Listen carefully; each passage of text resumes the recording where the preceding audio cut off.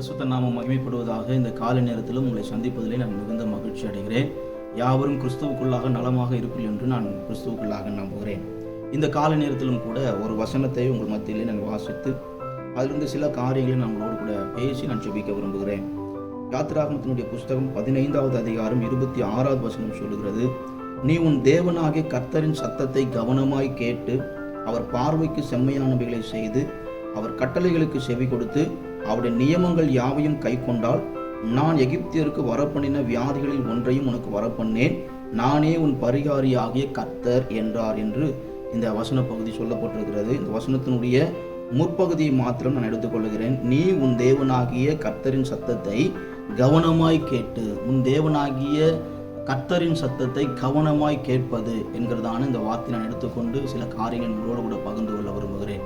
தேவனுடைய வார்த்தையை கவனமாய் கேட்பது என்று சொல்லும் பொழுது அநேக நேரங்களில் நம்முடைய வாழ்க்கையில் தேவனுடைய வார்த்தையை கேட்கக்கூடிய பழக்கமுடைய நபர்களாகத்தான் நம்ம அனைவருமே இருக்கிறோம். கிறிஸ்தவ வாழ்க்கையில் நம்ம என்றைக்கு தேவன் நம்மை அழைத்தாரோ, என்றைக்கு தேவன் நம்மை ரட்சித்தாரோ அன்று முதல் இன்று வரைக்கும் தேவனுடைய வார்த்தையை கேட்பதிலே பழகினதான ஜனங்களாக நாம் இருக்கிறோம். ஆனால் கவனமாய் கேட்டு என்று வேதத்தில் இங்கு சொல்லப்பட்டிருக்கிறது. கவனமாய் கேட்பது என்று சொல்லும் பொழுது தேவனை நாம் மரியாதை செலுத்தக்கூடிய ஒன்று. கவனமாய் கேட்பது என்று சொல்லும்போது தேவனுக்கான மரியாதை, தேவனுக்கான கனத்தை கொடுக்கக்கூடிய ஒரு செயலாக இருக்கிறது. எப்படி என்றால், நம்முடைய பொது வாழ்க்கையில் கொஞ்சம் யோசித்து பார்க்கும் பொழுது ஒரு உயர்ந்த மனிதரோடு கூட பேசும் பொழுது எந்த ஒரு இடையூறும் இல்லாமல் முழு கவனத்தையும் அவருக்கு செலுத்தி அவருடைய வார்த்தையை கேட்கும் பொழுது அவருக்கான கனத்தை செலுத்தக்கூடியதாக, அவருக்கான மரியாதையை அந்த நேரத்தில் செலுத்தக்கூடிய நபர்களாக நாம் இருக்கிறோம்.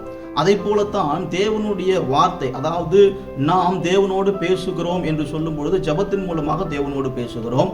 தேவனுடைய வார்த்தையை நாம் ரிசீவ் பண்ணுகிறோம் அல்லது கேட்கிறோம் என்று சொல்லும் பொழுது நாம் வேதத்தை வாசிக்கும் பொழுது தேவனுடைய வார்த்தைகளை நாம் கேட்பதாக அல்லது தேவனுடைய வார்த்தைகளை உட்கொள்ளுகிறவர்களாக நாம் ஏற்றுக்கொள்ள முடியும். அப்படியானால் தேவனுடைய வார்த்தைகளை இன்றைக்கு வாசிக்கிற பழக்கமுடைய நபர்களாகத்தான் இருக்கிறோம். ஆனால் தற்கால கலாச்சாரங்களில் ஒரு காரியம் பரவலாக இன்றைக்கு போய்கொண்டிருக்கிறது.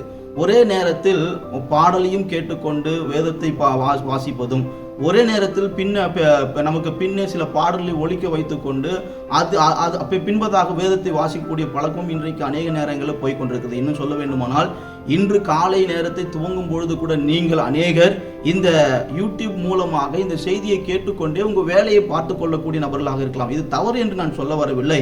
பொது வாழ்க்கையில நாம் ஒரு காரியத்தை செய்யும் பொழுது இன்னொரு காரியத்தையும் செய்து கொண்டே அதை பார்ப்பது, வாசிப்பது அல்லது அதோடு கூட நாம் செயல்படுவது என்று சொல்லி நம்முடைய வாழ்க்கை இன்றைக்கு காணப்படுகிறது. பொது வாழ்க்கையில் இது இப்படி இருக்கிறது. பொது வாழ்க்கையில் நம்முடைய பிள்ளைகள் அநேக நேரங்களில் வீடுகளில் ஸ்கூல் போகிற பிள்ளைகளுக்கு ஹோம்ஒர்க் பண்ணுங்க அப்படின்னு சொல்லி நம்ம அவங்க கையில் அவங்க பொறுப்பை கொடுத்துட்டோம்னா அவங்க என்ன பண்ணுவாங்கன்னா உடனடியாக அதை செய்வது இல்லை.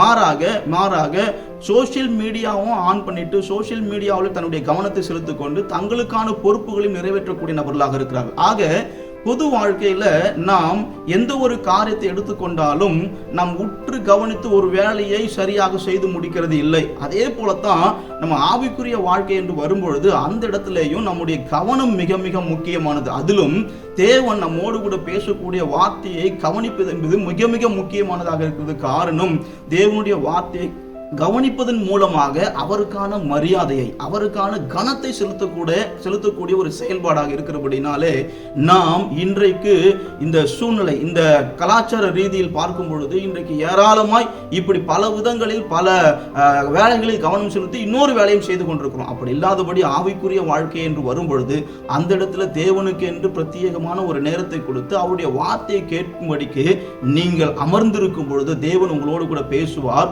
உங்களுக்கான விடுதலையை தருவார். இந்த இடத்துல சொல்லப்பட்டிருக்கிறபடியே நானே உன் பரிகாரியாகிய கர்த்தர், எகிப்தியருக்கு வரப்பண்ணின அத்தனை வியாதிகள் ஒன்றையும் உன்னிலிருந்து எடுத்து போடுவேன் என்று சொல்லுகிறாரே.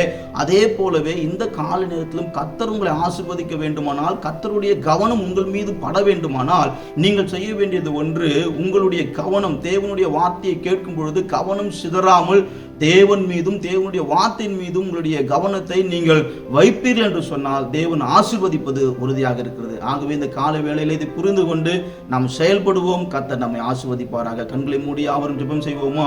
மகிமையுள்ள பிதாவே, நாங்கள் உம்மை துதிக்கிறோம், ஸ்தோத்திரம் பண்ணுகிறோம், மகிமை செலுத்துகிறோம். நீ நல்லவர், நன்மை செய்கிற தேவன். உம்மை போல ஆண்டவரை நன்மை செய்வதற்கு இந்த உலகத்தில் ஒருவரும் எங்களுக்கு இல்லையா. ஆண்டவரே, நாங்கள் இந்த காலை நேரத்தில் உம்மை துதித்து உம்மை போற்றுகிறோம் அப்பா. இந்த காலை வேளையிலும் வேதத்தில் வாசித்ததின்படியே நீ உன் தேவனாகி கர்த்தரின் சத்தத்துக்கு கவனமாய் கேட்டு அவர் பார்வைக்கு செம்மையானதை செய் என்று சொல்லப்பட்டிருக்கிற வார்த்தையின்படி ஆண்டவரே, நீர் பேசும் பொழுது உம்முடைய சத்தத்தை கேட்பதற்கு நாங்கள் உட்காரும் பொழுது, அமரும் பொழுது அதை கவனமாய் உற்று நோக்கக்கூடிய பழக்கமுடைய நபர்களாக மாற்றும். எங்களுடைய பொது வாழ்க்கையில ஆண்டவரை நாங்கள் பார்க்கும் பொழுது ஒரு காரியத்தை செய்யும் பொழுது இன்னொரு காரியத்தையும் சேர்ந்தே செய்கிறோம். ஒரு கவனக்குறைவோடு கூட, கவன சிதறலோடு கூட அநேக காரியத்தை செய்து ஓடுகிறோம்.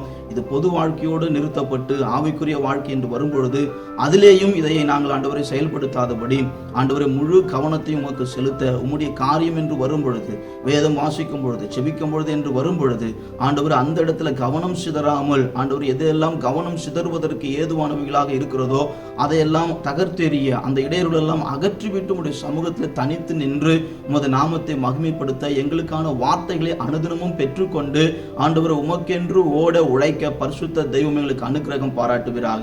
இந்த காலை வேளையிலும் இந்த ஜெபத்தில் ஈடுபட்டிருக்கிற உமது பிள்ளைகள் ஒவ்வொருவரையும் கர்த்தர் ஆசீர்வதிப்பீராக. இந்த நாள் கேட்ட இந்த வார்த்தையின்படியே ஆண்டவரே முழு கவனத்தோடு உமது சமூகத்தில் உமக்கு காத்திருக்க, உம்முடைய வார்த்தையை ஆண்டவரை கவனிக்க உமது பிள்ளைகள் ஒவ்வொருவருக்கும் கிருபை பாராட்டுவீராக. நீர் அப்படி செய்வதற்காக ஸ்தோத்திரம். இயேசு கிறிஸ்துவின் நாமத்தில் ஜெபம் செய்கிறோம் பிதாவே. ஆமென், ஆமென். யாவருக்கும் ஸ்தோத்திரம். கர்த்தர் உங்கள் ஒவ்வொருவரையும் ஆசீர்வதிப்பாராக.